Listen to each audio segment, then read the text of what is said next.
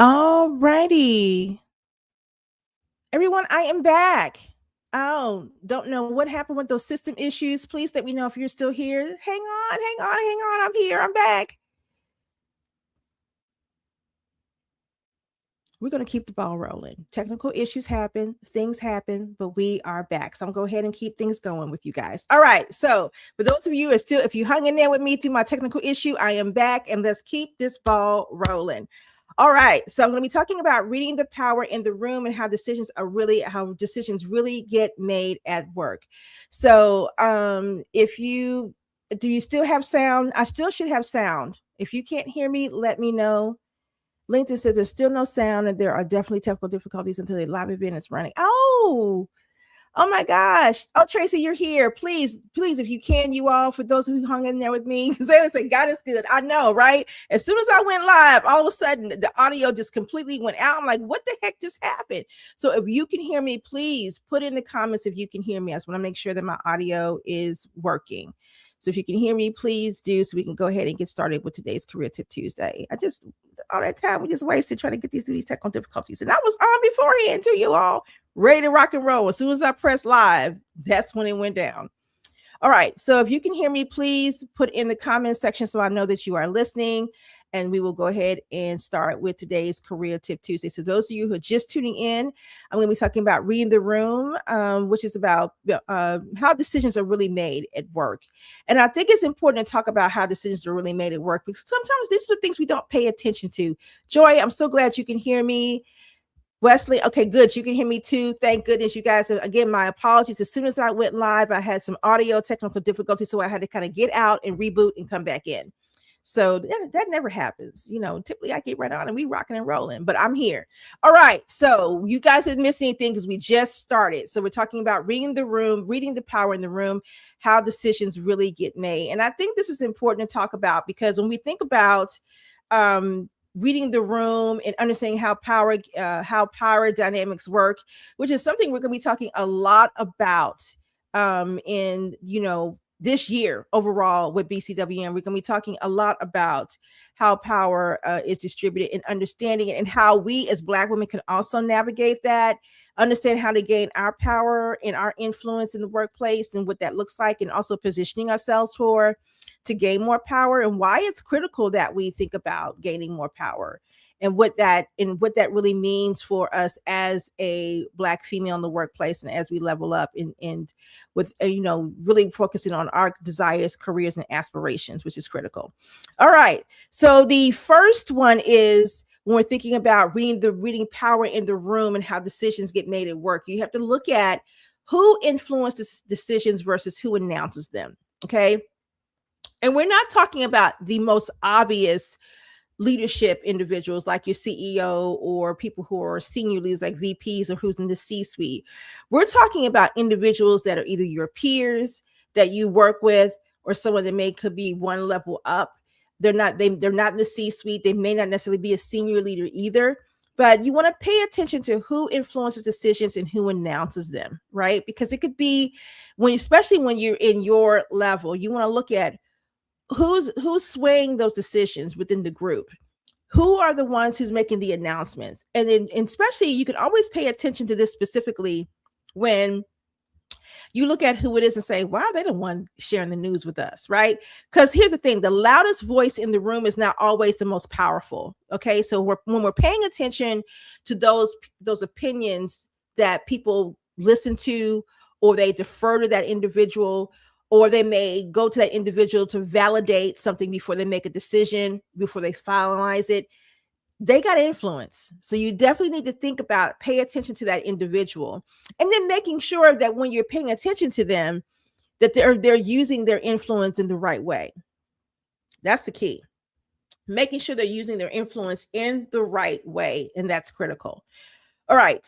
And number 2 is watch who gets access before the meetings. I know this may not seem like a big deal to some of you, but thinking about who gets access in the rooms, access to meetings before you do, says a lot about who they're engaging with, behind closed doors, how they're getting access to information.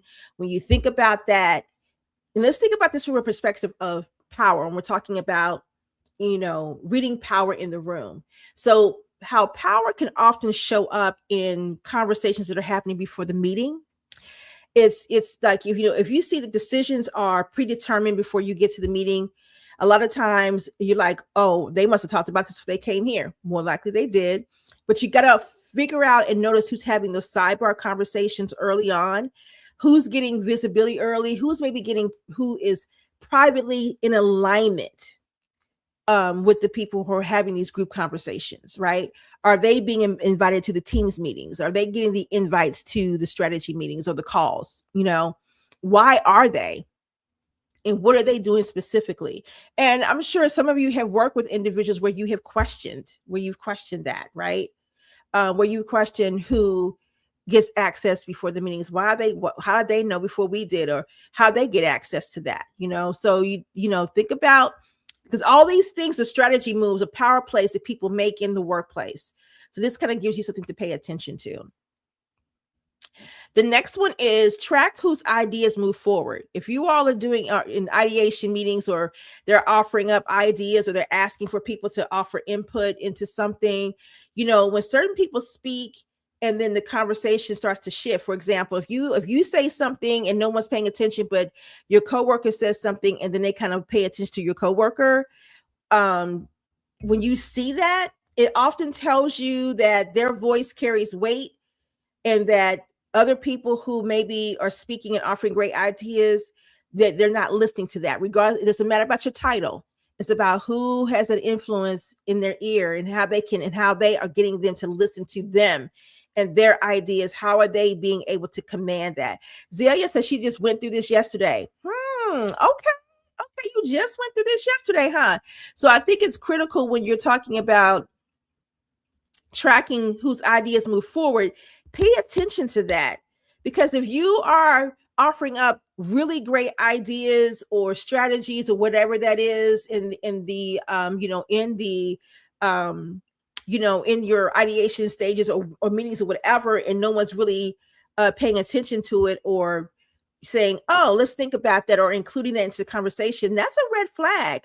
And it may not necessarily be anything you're doing. It's just the other person has more power and influence, so they've been able to grab that. So what are you going to do specifically to kind of make sure that you let them know that what you bring into the table is valid and it deserves to be heard?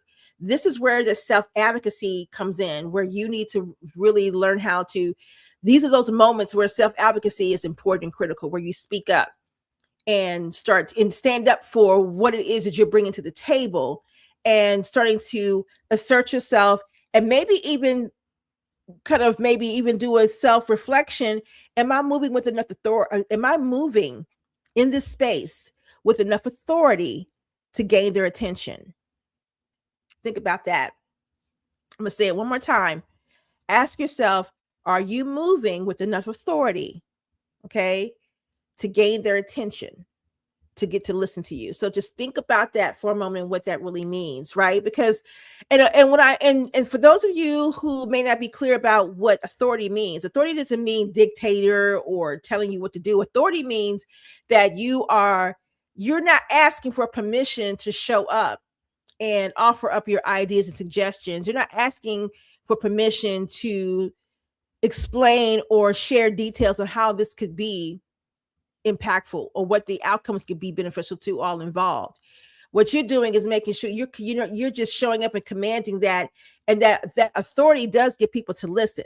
Do it in a way that's authentic and not manipulative, because that's where coercive power, and we're going to talk about different types of power. I'll probably do that on another Career Tip Tuesday, talk about power. But coercive power is something where it's used with intimidation, or it can be used with some sort of manipulation and control to get people to listen. So you don't want that. You want the type of power to be inspiring, and you want people to be inspired to want to do better and be better and work hard, right? And feel empowered to hear what you're saying, and that they also have a way to be empowered through your inspiration, your leadership, your just maybe even your inspirational style, communicate, whatever that looks like for you. Zelia said, no eye contact towards me during the whole meeting. Only one person of color there, and only 3 people were there. Wow. Carolyn, you're right. It is a level of confidence. So Zelia, that's concerning, right? So you might want to look. You had no choice but to read the room because no eye contact anywhere. But you also have to take this serious and find out why are you not paying attention to me? Because what's the reason behind it? Do they feel like that you don't have the credibility? Do they feel like you don't have the value, the expertise? What is it about you specifically where they're not giving you the eye contact? So you might want to think about how you can show up differently in the room to command that attention. And that could be working on your authority. Again, sometimes how we speak, how we communicate, sometimes can be to where we're asking for permission versus sometimes we need to come in and say, this is where I'm at with this project. Let me know if you want a status, or this is what I'm doing with this project, A, B, C, and D. Let me know if you want any additional input or, updates or whatever. So what you're doing is you're not asking for permission. You're not asking for ideas, input. This is how I'm doing it. And you don't have to do that in a way that sounds arrogant. It's just that what you're doing is saying you're taking action and showing what you're doing versus asking for permission. So think about how you can maybe show up with a little bit more authority. If you want to work with me on some of that, send me a message and schedule some time and let's think about kind of analyzing how you're showing up and where you can change and shift that to where you can come and show up with a different type of presence and energy that can get that eye contact, because something's missing from that. And I don't want to say that it could be anything, because if you're the only person of color there and there's 3 other people, we don't always want to assume that it's because that you are Black. But you also have to say, what is it about? Do they have any biases that are keeping them from taking me seriously?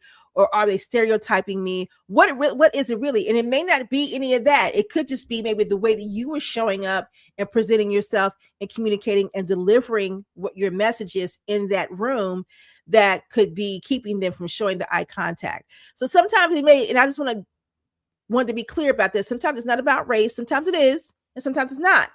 But we also have to also look and do an inventory of how we're showing up to make sure that how we're showing up, we can command that eye contact and that level of respect and influence that we're looking to make sure we have. As I say, one of my jobs for the year 2026 is to help Black women understand how to gain power, positioning, and influence in the workplace. And that just because you have the title doesn't mean you have the power and influence. And really we should be looking more of how are we gaining the power and the influence and the positioning, because that helps us to elevate and protect our careers in a way that we typically do not.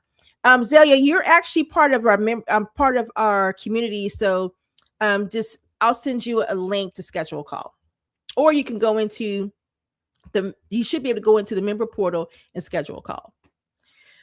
All right. And so I think that is critical to think about. So for those of you who are thinking about that, I challenge you to look at, if you're having some challenges with some of these, reflect on how you were showing up. Are you showing up in authority, in confidence, and don't worry about people who are looking at your ability to show up with authority and confidence and be like, and try to have something to say about that. Don't even worry about that. Okay. Because you got some people who feel like as women, we're not supposed to show up that way. And especially don't let a Black woman show up and got some confidence and some authority. Okay. Then that, no, I deserve to show up the same way you do. So again, thinking about that. I'm going to go on to the next one so we can keep time going. But Zelia, just go ahead and send me that message. The link to schedule some time with me. All right, great. Let's go on to the next one, which is paying attention to who gets protected. Ooh, this is a good one right here, y'all. Pay attention to who gets protected. Okay, because how many times have you all seen somebody darn well they should have been fired, they should have been wrote up, they should have been removed from the project, you know what I mean, or any of those things, or says something out of line. I can share some stories of some people that you think about who pay attention to who gets protected. And I'm gonna say this about who gets protected, right? If you see an individual who is displaying toxic behaviors, right? They are playing their part to damage the workplace culture. and nothing is being done about that, and they're not being reprimanded, they're being kind of protected and still able to move up and be leveraged. And we all have seen this before, I'm sure we have. You have to question the leadership in that organization and their ability to create psychological safety for their other other peers and workforce. And also, are they even care about their own, I would say, is if we say in HR, their attrition, right? In terms of keeping it, retaining their staff. And that's real, because when you have individuals who are, are being protected, and that they should have been gone, there's something behind that. But it also, you have to question the people who are in that has the power and influence, and why they're keeping that individual. And here's the thing: when you think about it, there are, when you watch for the priorities of who gets defended. I mean, who gets defended, especially when tensions start rising amongst workplace cultures. Okay. Budgets and timelines and reputations reveal real power. Okay. They really do. And so when you think about, watch where the priority is, watch for who gets defended, or who defends the behavior of the individual. And when those tensions rise, that's where the influence lives. That means that person has real influence, and they're able to move and get away with that. And if nothing is being done about that, more than likely a lot of great talent will leave an organization if they're not doing anything about the individual who's getting protected. They know damn well they're no good. So you have to really pay attention to that. And like I said, some of us have probably worked. I know I could share about 3 stories right now on this Career Tip Tuesday of 3 individuals I know for sure that I knew that one was high risk to create a class action lawsuit for an organization. They should have been gone. And to this day, it still work for the company to this day. Okay. And some other things that I'm not going to say on this Career Tip Tuesday that has put them in liability risk. But I'm just going to say this. At the end of the day, when you see that, you have to decide on how are you going to champion for yourself, and also make sure that you are protecting your space and creating boundaries for yourself, so you can make sure that the engagement you're having with this individual is limited if possible, and how you're protecting yourself when you're around them. Because who gets protected, and sometimes it may not necessarily also be someone with negative traits. It could be someone who very well could be a high performer, but they still may have some flaws in some areas that need to be worked on, but they're not being pressed to make the changes in those areas because they are elevating in other areas, lacking in some. Those individuals may get protected too, just because they're rock stars in one area, but they are making a negative impact in others. They may get protected too. So it's not just about that toxic workplace person.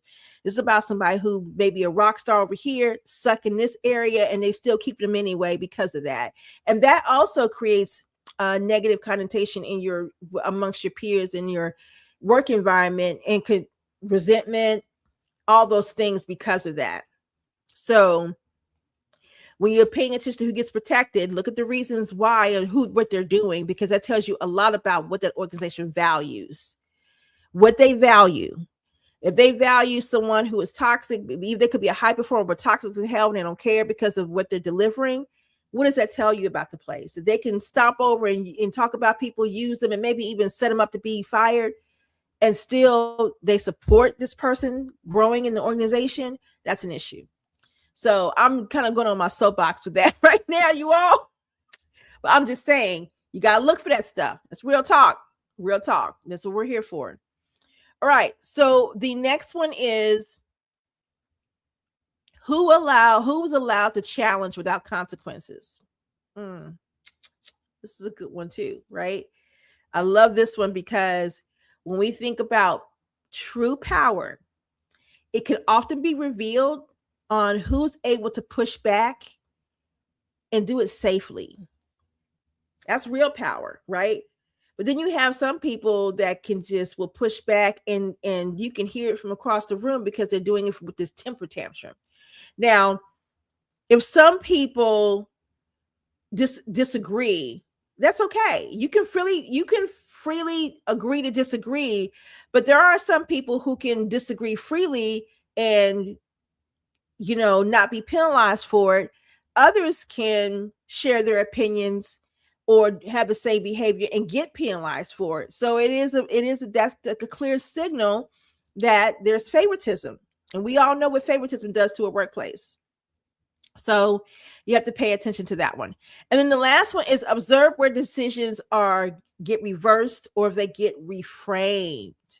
Now, this is a really good one because if a decision is being made in meetings and then after the meeting's over, the decision gets changed. That means the real decision is happening somewhere else, not in the meeting, right? So you have to learn where the space is where it's happening and who's controlling it. That's what you have to understand, because if they're saying one thing and saying this is how it's going to be in the meeting, and as soon as the meeting is over, they change it to something else. It's like, well, what the hell are we doing in this meeting?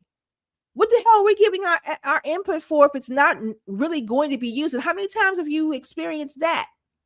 So you have to pay attention to how the power dynamics work in your organization, how it's being perceived, who's involved, and how is it going to impact you, and then how are you going to set boundaries to make sure that you don't allow it to impact you and the objectives you're trying to accomplish, or if you need to position yourself strategically to work through all of it. You're welcome, Natalie. You're so welcome. She said, thank you for this much needed information. So I think that's critically important when you think about that specifically, because at the end of the day,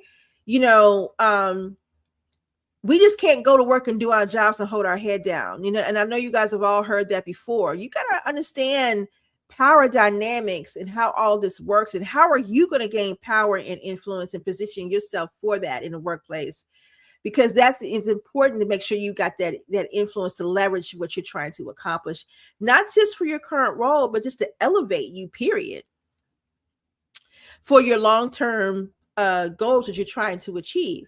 Because, if you're listening to BCWN today and right now, one of the main things I'm going to say to you is that everything you should be doing should be helping to elevate you, the skill set you're gaining, the certificates you are obtaining, whether it's a degree you're obtaining, whether it is, a license you're obtaining, whether you are, going to a leadership, program to elevate your leadership skills, whether you are hiring a career coach to help you to work through your strategy, whatever that looks like for you. Everything you do should be helping to elevate you. You just can't, success doesn't stand still. Success is always moving.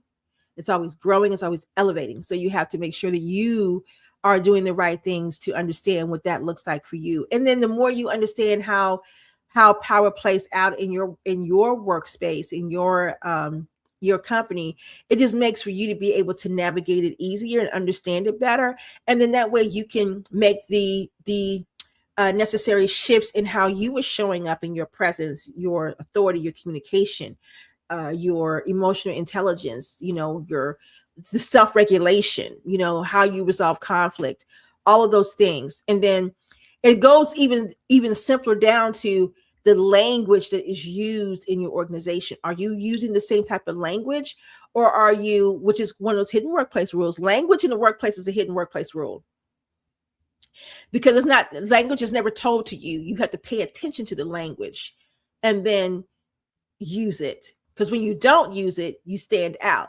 And you don't stand out in the way you need to stand out. You stand out as if you're not part of the crew.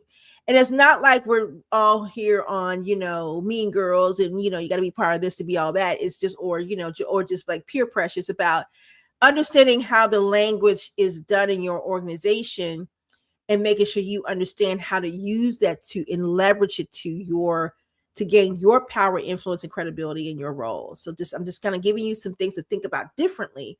So if you are not thinking about going back to work after you get off this Career Tip Tuesday, and go back and pay attention to the language that's used in your organization, it'll tell you a lot. And when you start using that language, it's almost as if the ears of the individual who are using it says, she understands, she relates, she's one of us. And it's not that you're trying to be in and be all like that. It's just that you want to use that to be able to leverage how you to leverage more power and gain more power and influence, and more comfortable with that. So that's just what I wanted to share. I think I have one more. Oh no, that was it. Observed where decisions get reversed and reframed. So I think that was the last one. So here's a power move tip I want to leave you with. Okay. Do not mistake participation for influence.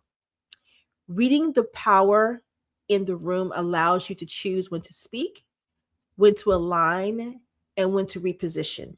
Power is not about being everywhere. It's not. It's about power is about making sure that you're using your ability to read the room, align, reposition, and speak in ways to where the language is heard, it feels relatable, it feels credible, it feels strong. And that kind of helps you, Zaya, can get them to pay attention and listen to. So you got to learn. These are the ends. This is what we're going to be talking power, positioning, and influence all year, you guys. This is what we about in 2026. Is how we leveraging that in these workplaces. We are in very crazy times right now. So this is about making sure that we are using strategies to make sure that we are gaining power, positioning, and influence, to be able to protect the careers that we're working so hard to build. So before we go, I want to ask you all, if I don't know, some of you may be watching on your cell phone, some of you may be watching at your desktop, on your laptop, eating lunch while you're talking, while you're chatting it up with me. I'm not sure. But what I want you all to do is to go on your phone, your Android or your Apple, and download our app, please. I want you to download our app, get connected. You can download it and register for free. Okay. All right. Download it, get connected so you can access our community and our resources to stay connected with us. Okay. We worked hard to make sure we providing something for y'all. So make sure that you download that and get connected. Natalie says, power is not about being everywhere. So true. Isn't it, Natalie? It's not about being everywhere. It's not, right? And when you start to think about power, and like I said, this is what we're going to be talking about all year long. Might as well get ready for it. Power, positioning, and influence. And the reason why is because what I want for you as Black women to start thinking about is how you are looking at your career overall, not just the job you have. We know you need that because we know right now times it's hard. It's taking people a long time to find the jobs. But what I'm saying is, how can you increase your power, influence, and your power, positioning, and influence where you are now? And one thing that and you all can debate me if you want to, because I'm always up for a good debate. When we're talking about Black women and how we go about achieving career success, we do look for the titles and the money, but we don't necessarily think about getting power, influence, and positioning when we are in these roles. Now, some women do. Some Black women are good at that. Okay, I'm not talking about all Black women, but I am talking about a lot of us are not thinking about getting power, positioning, and influence when we gain these roles. We want to make sure that we're good leaders, but are we using our leadership to really to gain the power and positioning and influence that we need to have to leverage, what I consider career protection and kind of that's career security. And I don't mean in the job, it's because no job is secure, but you can secure having a long-term career to where you stay marketable, to where if that job ends, you can definitely be in a position where you can go and find another. Because you have a strong, robust network, but then too, you also have done the work. So Tracy says, already done. Thank you for this information. You're welcome. And Natalie says, we have to be we have to use discernment all the time as Black women in the workplace. We have to. And that, which is part of this conversation today, is just around when we're thinking about reading the room and understanding who really has the power and influence. You got to think about that, right? Or who has it really? Because it shows up in very subtle ways. And if we're not paying attention, specifically in the workplace, we can miss it until something drastic happens, and then we're forced to pay attention to it. But if you are really I always say, one of my biggest quotes is that you got to pay attention to people that you work with. This is how you find out about the things we just talked about here, about how decisions are made in the room. Well, who gets access before meetings, paying attention to who gets protected, who tracking ideas, whose ideas gets moved forward and whose don't. So again, these things are critical to that and important for you to recognize. All right. I'm going to run down the 6 again before we wrap up for the day. I know we started a little late. That's why I'm kind of going to make sure we get our full 30 minutes in for today. By the way, for everybody who voted, whether they want to stay at 30 minutes or an hour, thank you so much. We're going to stay at 30 minutes because that's who won. It was close, neck and neck for a while, you guys. It was like tied 50% for like each time. And then somebody would vote for 30 minutes. You know what I mean? So it was neck and neck for a minute, but we're going to stay at 30 minutes because that seems to be where the vote was. All right, we're going to run it down again. First one is we're talking about reading the room, reading power in the room, how decisions really get made at work. The first one is who influences decision, who announces them. Second is watch who gets access before the meetings. Third, track whose ideas move forward. Fourth, pay attention to what gets protected. 5, who's allowed to challenge without consequence. This one here, I'll talk about it all day long. And then number 6, observe where decisions get reversed or reframes. All right, you guys, that is all I have for today. And as always, we always have our special download that you can download, which is our 6 power moves every Black woman should know. And I think if I'm right, I should be able to put this in the let's see if I can put it. I don't know if I can put it in the messaging comments or not. Let me see if I can. I'm gonna try. Let's see if I can put it in there.